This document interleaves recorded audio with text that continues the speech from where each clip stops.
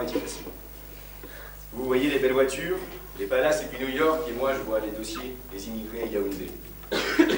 Mon exposé se déroulera à la Ménil-Valls, en 3 temps. 3 temps qui seront autant d'étapes d'évolution pour le rôle du bon diplomate, du patriote à l'espion, de l'espion à l'hypocrite.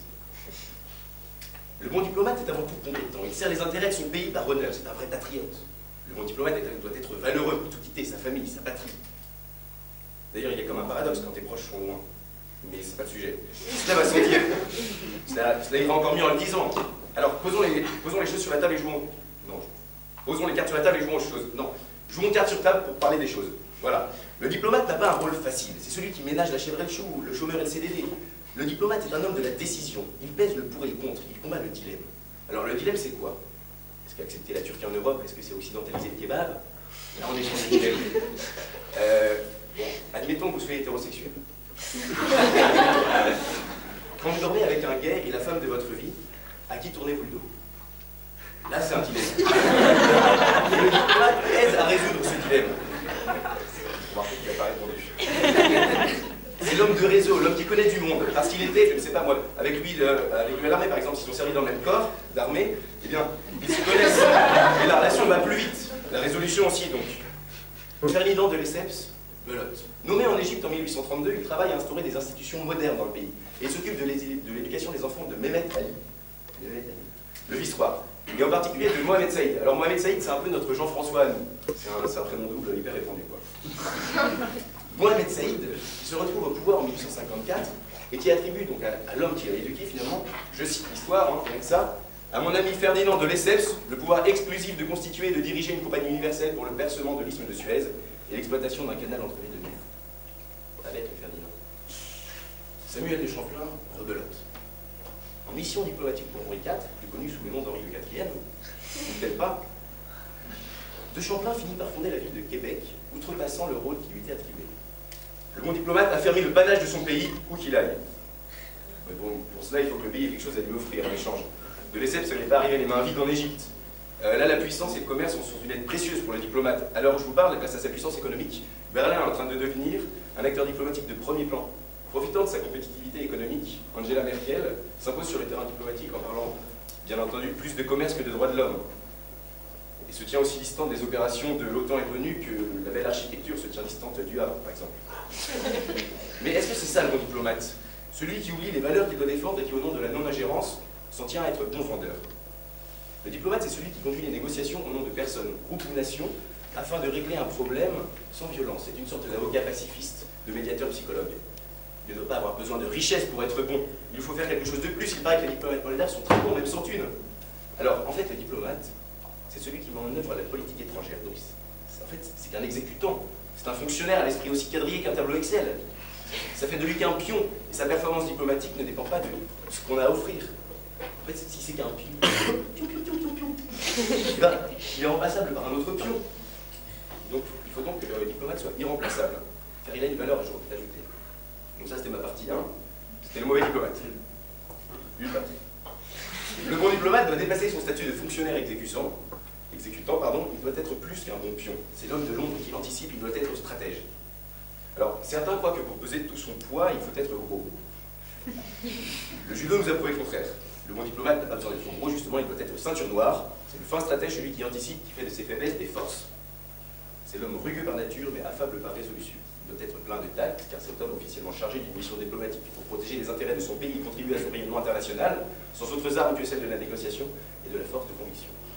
Cela demande un réel investissement personnel et un goût pour le stress, le risque qui est le cœur de l'action.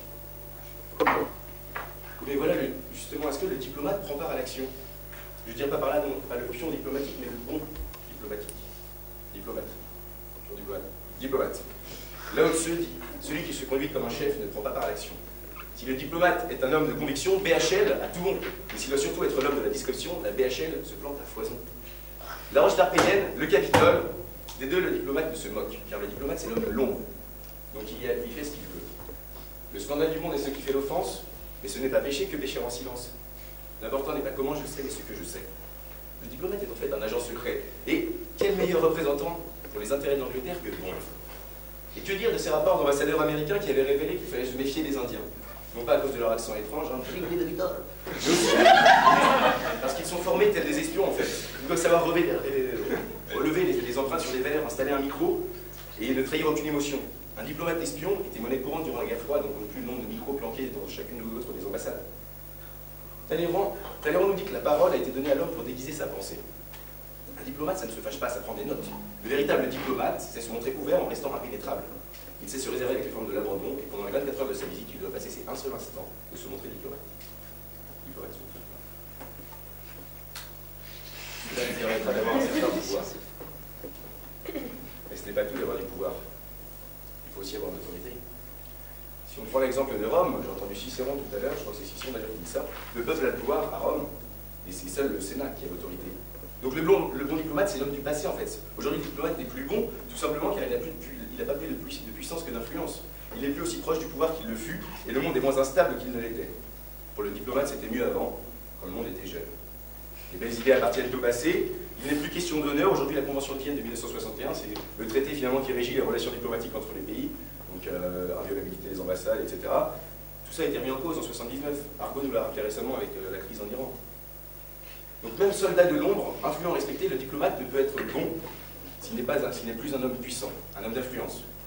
À moins de retrouver comment l'être sans ça. Et là, le diplomate n'est plus mauvais, il est meilleur. Ça, c'est la deuxième partie. En fait, il n'est pas meilleur, il est moins pire. Ne pas être mauvais ne veut pas dire être bon. On avait le mauvais diplomate, et on a le diplomate normal, la force tranquille. Et en fait, il faut réfléchir à l'envers. Jouer franc jeu ne fait pas forcément de vous un français. Pas plus que filer à l'anglaise ne fait de vous un anglais. On en vient donc au cœur du problème, être bon diplomate, ce n'est pas nécessairement être diplomate. Le bon est le meilleur, et pour être meilleur, il faut être différent. Et être différent signifie que le bon diplomate n'est pas diplomate. Du moins, pas toujours. J'y viens. Bientôt. Le bon diplomate, c'est le bon vendeur. C'est celui qui connaît bien son produit, qui connaît parfaitement ses clients et qui donc peut adapter son discours pour faire en sorte que son interlocuteur croit que c'est de lui que vient telle ou telle idée, alors que c'est le diplomate qui voulait qu'il la mette en place. Je ne sais pas si vous avez suivi le truc. C'est de la manipulation.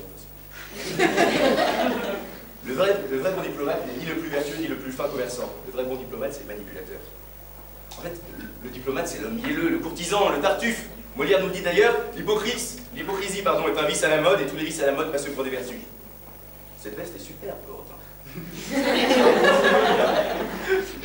Plus que simple stratège, le bon diplomate, c'est donc l'hypocrite. Parce que l'hypocrite est séducteur. Il plaît car il semble semer le bonheur. Nos deux pays sont amis, franchement. Le diplomate, quand il séduit, est bien plus efficace. C'est bien connu, il est toujours plus facile de participer aux négociations une fois qu'on a négocié avec vos partis. Le diplomate ne va pas prendre de risques inconsidérés quand Louis XIV demande à l'un de ses courtisans dont l'épouse est sur le point d'accoucher « Mais pourquoi est prévue la naissance ?» Le courtisan répond « À l'heure qu'il verra sa majesté. » Et là, alors dans cette optique, finalement, le meilleur diplomate, c'est la prostituée cubaine. C'était pas ma conclusion. Mais le meilleur diplomate, c'est quand même la prostituée cubaine. Alors c'est pas moi qui le dis, c'est Sacha Guitry. Le secret de la diplomatie est de prendre les gens par leurs défauts, car les défauts engendrent des besoins, et pour satisfaire ces besoins, il faut de l'argent. La fameuse base diplomatique. Voilà, la prostituée cubaine, c'est quoi? C'est la fille en fait qui fait semblant de s'intéresser à vous pour que vous lui offriez absolument tout ce soir-là. C'est-à-dire qu'elle vous drague, comme ça vous sentez hyper sexy, c'est-à-dire que ça peut arriver à n'importe qui. Vous vous sentez bien, et en fait vous lui payez à manger, vous lui payez son hôtel, et résultat, en fait, vous la payez involontairement, et elle vous manipule dans ce sens-là. Alors, une fois de plus, j'ai cité Talleyrand dans ses conseils diplomatiques. L'argent est une chose qui dévoile tous les secrets et qui calme toutes les confiances, c'est fini. À condition qu'il y en ait beaucoup, le bon ambassadeur, pour éviter que la diplomatie ne soit une guerre des nerfs, comme à Cuba en 62, fait en sorte de s'allier le nerf de la guerre, l'argent. Nul besoin d'être puissant pour mettre la pression. Alors, en réalité, le meilleur diplomate, c'est celui qui sait faire usage des mots, qui trompe les gens en répandant le faux. Et en fait, le bon diplomate, il faut le savoir, c'est le mytho. Et vu les bêtises que j'ai racontées ce soir, je crois que j'ai